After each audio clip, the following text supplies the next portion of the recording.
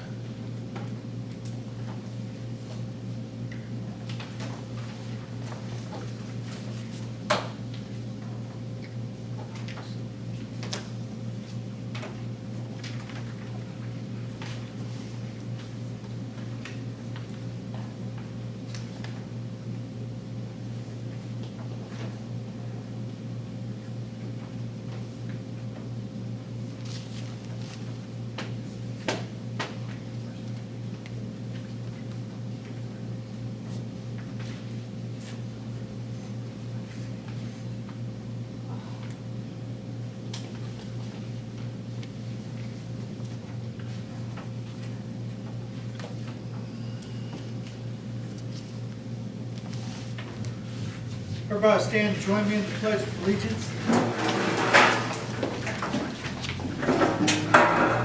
I pledge allegiance to the flag of the United States of America and to the republic for which it stands, one nation, under God, indivisible, with liberty and justice for all.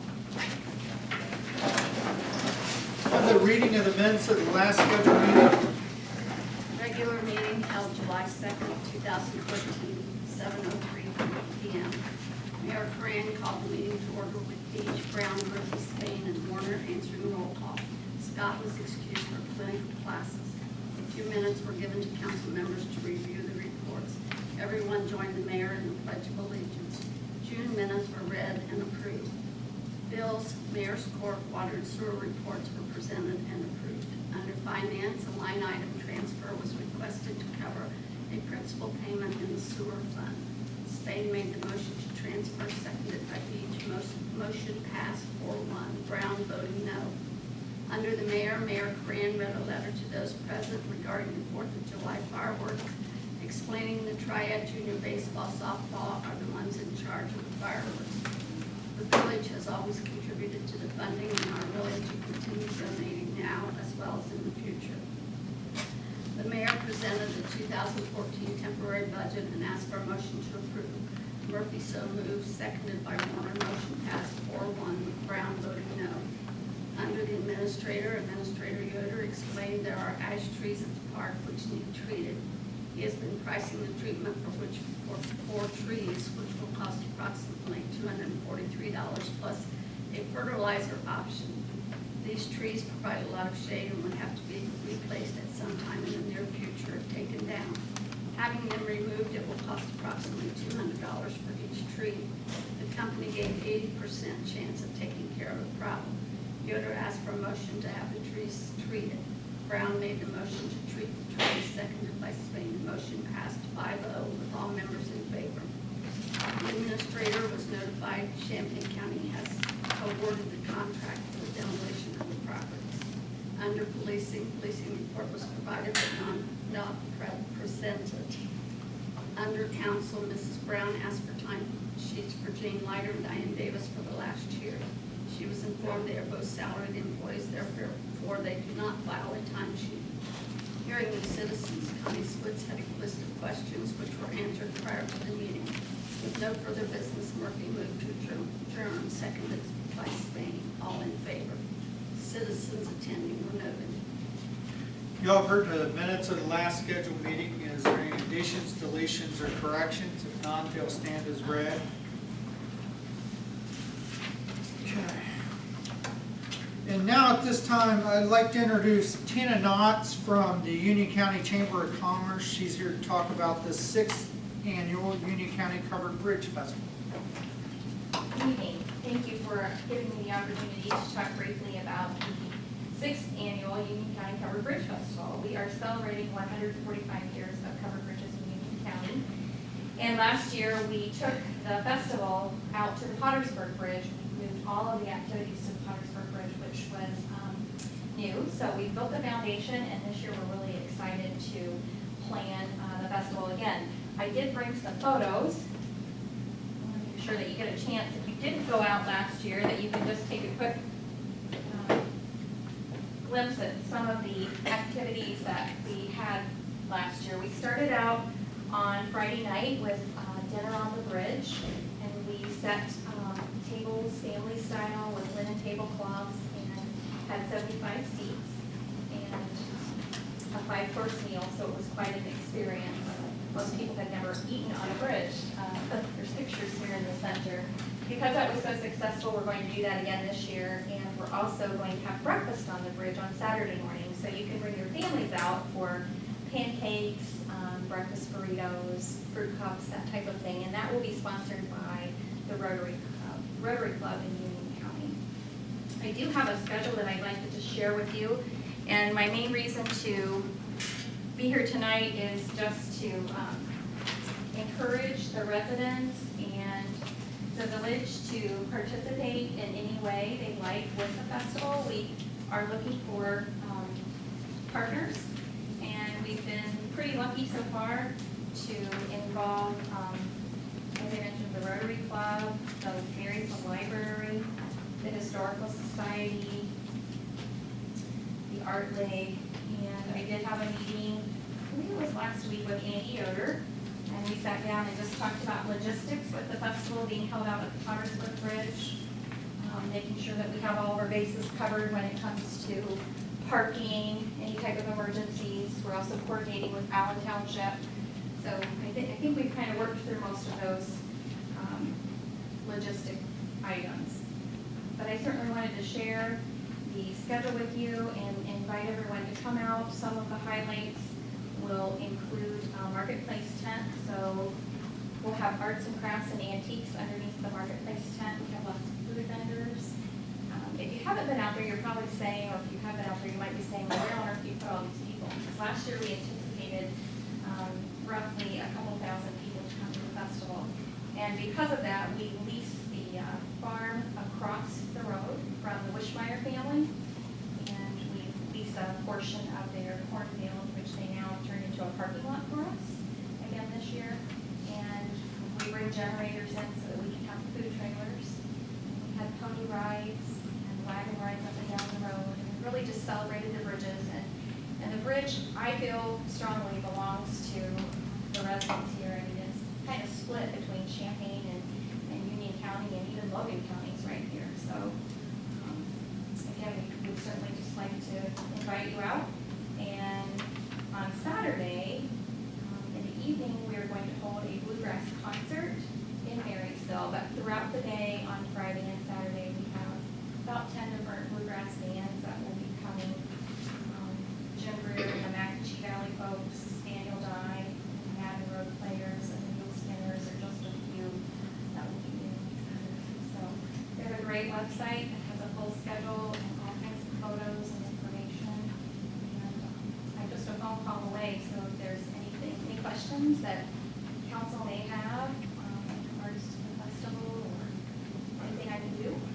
With the 245 bridge being out, do you expect any problems or? Well, we met with the engineers department. We actually have 2 employees from the engineers department that sit on our committee. And so it was brought to our attention quickly when that post came through. We're actually looking at routing people in on both ends. So if they're coming from Marysville, they'll probably come up Collins Road and turn onto Middleburg Plain City. Those have access to the bridge. And if we can catch them off of 33, which is really what we'd like to do, to get them past the Honda Parkway and pull them in the back way. So we are aware that it is a concern or an issue. We have hired the deputies to be, we have 2 deputies, 2 officers there to help control the traffic. And we will be putting information up on the website. We wanted to wait just a little bit longer so that people don't, so it doesn't detour anybody from coming out. But we know that it will be a challenge. Maybe post arrows on the sign? Yes, we hope to have really good signage out this year to direct people. And also, we're working on a map, literature that we'll hand out, hopefully in advance. Good question though. First we panicked, to be honest. Yeah. And then we got through that, we said, okay, we have to look through this, so what do we do? Are they talking about anticipation to having the Buck Run Road Bridge open? by It's the being festival? discussed. I've heard that they are hoping to work on it and maybe get it open. It was closed last year for the festival, which is, again, another Right. little bit of an obstacle, so. Yeah, I didn't know where they had plans to having that open by the date of the festival or I not. think they're working with the contractor now, from what I Okay. understood, All right. hopefully. Yeah, so it's been a good year now. It's been closed. so. Right. Makes it a real trip to try to get to that. Well, and it makes it a trick for the people that want to go see that bridge. Sure. To, because parking obviously is on the other side. What little bit of parking they have. Right. For the Buck Run Road Bridge, so Right. I'm just curious. We do try to really monitor the traffic and work with the sheriff's department as well as the engineer's department. We know that Honda will have they'll be working that Saturday. So we try to put signage up on both ends of the road to limit the traffic down in Scopeti toward just being festival traffic, which helps. It is a challenge. Any other questions about the festival? Certainly encourage all of you to come out, participate. Thanks for your support. Thanks, Tina. Okay, next on the agenda, I'll introduce Cindy Harlan from United Methodist Church Community Service at the park. Thank you. Coincidence have it, we're working on an event that we'd like to host down at the North Lewisburg Ballpark, mainly the basketball court area. Saturday the 21st in the morning, so we might be able to, we've been networking to plug each other's events. I just want to give you a quick little background, that this idea stemmed from after working with Bible school at the North Lewisburg Church, and how we just go to 6th grade, and the 7th grade and 8th grade, there's just a number of kids that aren't being able to go to anything, whether it's at our church or another church, I'm not aware. But 2 different events, I felt like there were kids that I wanted to say, well, come on, it's Bible school week, but they were not the age to go. And then when we go up to we took a Bible school type called Kids Week up to the Meadows. Again, I see 2 kids that are 8th grade in my son's class, and they're standing there saying, what are you doing? And we're carrying all these materials in to service up to 6th grade. And I'm like, will you help me carry them in? And so they helped me, but then again, I feel like there's an age that we're missing. And so my idea was to just simply meet kids where they're at. And it seems like that age of kids, and I'm thinking boys because I have a boy that age, but that age of kids seem to congregate down at the ballpark playing basketball, whether it be organized or not. Pastor Karen Montgomery at the North Lewisburg Church and I were talking over making snacks for Bible school, and she said, her daughter's church does a serve week, and our church does an SOS group, which is, and I'm not familiar with all the details, but it's more of high school age, I believe, and they actually raise money and go to Nashville, Tennessee, and they do mission projects or, repair houses and things like that for people down in Tennessee, and have a lot of fun and good stories to bring back and good messages that they've received along that way. So we're thinking her daughter's church does a serve week in their own community. And so it's a very small scale, and the time frame that Bible school is over to when we want to pilot this event is about a month and a half.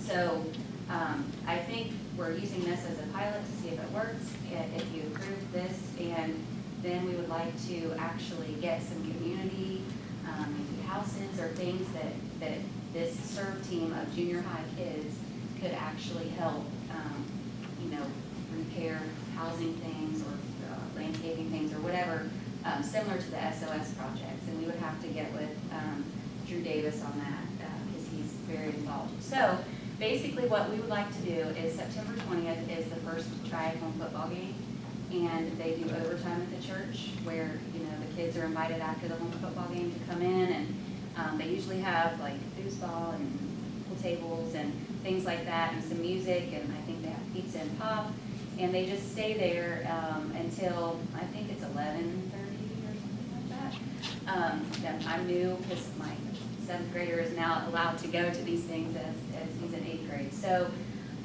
we would like to have the event start then, and there is a gentleman by the name of Trey Huntsman out of Urbana. He is a basketball trainer. He is a Christian motivator and a very, very good guy. Triad connected us together personally, and he worked with a lot of the 7th grade basketball, 8th grade basketball team. He's originally supported by Todd Watson, who owns Grand Rental, Todd and Annette Watson. So he has a band, and it's rap music, but it's Christian music. And so I remember when I went to watch my son with this little training session out in the barn, Todd Watson's barn, I'm listening to this rap music, and I'm thinking, okay, and then I'm like, those are the words to Amazing Grace. That's awesome, So I was asking him who the singer was, and he was telling me. And so I've networked with him in a personal way that way, just to kind of get good music in my son's ears if I can. So what we would like to do is invite his band to come and do a concert inside at the church for overtime on September 20th. He's already agreed to that. Then he basically organized and ran a 3-on-3 basketball tournament a couple of weeks ago in Urbana at the city park. And I think he said he had 15 teams that came to it, and it ran from about 8:30 to 3. We would like to do the same thing here. They charged $80 a team in Urbana, but we are not going to charge. It's going to be free here. Again, the idea is just to kind of meet the kids where they're at, and they're there anyways. He's got a way of ministering without you knowing that he's doing that. And if we can just kind of inspire some of that age group with the sport of basketball, I think it's a really good thing.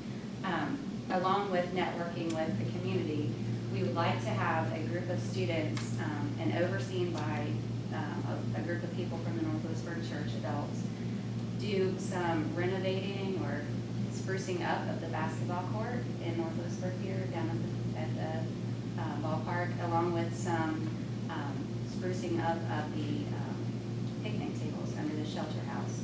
So we can find the workers, and we've coordinated a little bit with Bob already and Andy. I'm speaking through Karen on who's got what supplies are needed. So we would like to do a free cost to the city, spruce up, pave the basketball court, and reline that if possible, do some painting, and then I think the ownership of some of those kids that are down there playing a lot, I think they'll take a lot of pride in that. I hope they will. At the same time, after the 3 o'clock, 3:30, when it's over, we would like to have an idea to have the families of the people that are involved, the kids that are involved, come back to our church that following day. And if we do a dinner for the Union County Bridge Festival, then that might be a good way to bring them back into the church and have dinner as well. So really the idea just stemmed from an age group that needs met and what they like to do around here. I'm excited, Pastor Karen's excited. I think that we can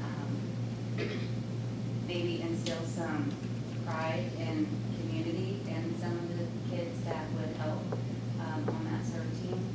They're not all church-going kids, and I know I can get them to help. So that's our idea. Again, it's September 20th is the overtime, the 21st is the 3-on-3 basketball tournament, and then inviting them back September 22nd to partake in just a regular church service and possibly a dinner if we do that. Trey Huntsman has agreed to run the 3-on-3 tournament, and since he's experienced with it, so there's really no. We were just planning on having free food, hot dogs, chips, something like that. No real extra entertainment down there. Bleachers, watching basketball, basic, once it's over, it's done. We'll go from there. Are there any questions? No. Yes. When are you gonna do so the renovations will be, or the sprucing up will be done beforehand? Yeah, we've got to actually get a date, with fair going on this week. We're gonna meet together, a group of us next week to determine that date, and we might chunk it out. I mean, we've gotta work with Bob on, the overseeing when we should do what. So within, like over the next month, you'll be. Hopefully working on- before school starts. I would You love- said you're gonna are you gonna reseal? Is that what you meant? We would like to, it's not been finalized, but we would like to do that. I think we would need to, purchase or get donations for that type of product. Okay. That's the best wish list, but if we just even do a little bit of sprucing up, I think something that the kids will walk away and notice that changed is what I would like to see, but there's a lot of parties, involved in that. Mine's a wonderful idea. And like I said, I think, I'm 100% in agreement. I think if kids take ownership in something, they'll take care of something. And you find out a lot more that if the kid has no ownership or the adult has no ownership in it, that's when stuff gets done. So, yeah, I think it's a wonderful idea. If there's anything we can do to help, just let us know. Thank you. Thank you. Okay, next under the list is, more information actually, is in your packet. I placed a flyer. Cherry Arbors presents the first annual car show, Saturday, August 31st. Registration starts at noon. Pre-register by calling Sean at 747-2444. And they say they're gonna have it rain or shine. And show starts at 3, winners are announced at 6. $10 registration donation total. And there's flyers in the back there for the car show. Next on the list is community yard sales. We talked about it since we had actually did a festival this year that we would do community yard sales in conjunction the 16th through the 17th when Marysville's having their balloon festival. 31st of August through September 2nd, Labor Day weekend, because that's the same weekend that West Liberty does their yard sales. And then again, the weekend of the Covered Bridge Festival, that's September 21st and 22nd. And then it's free for residents that want to do any yard sales them weekends. Next, I have in your packet is Andy and, well, actually Andy was absent for the fire board meeting, but we presented the 2013 propane pre-buy that we normally do as a village in conjunction with the fire district and the Champaign County Library.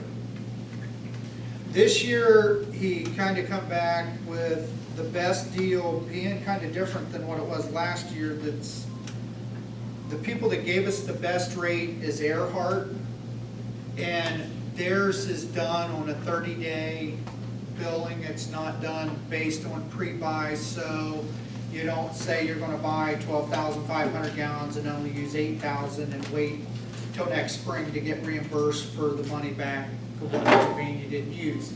So we're just looking for most July to go with Earhart to do on a 30-day billing cycle, so we're not locked in on pre-buy. The price stays the same, fixed for the year, and actually come in at $1.30 a gallon.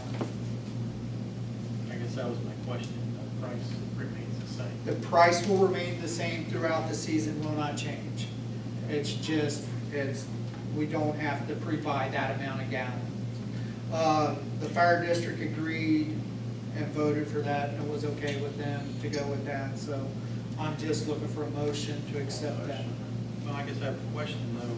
Yeah. In your third paragraph, you say contingent on further investigation of any And- hidden costs. If you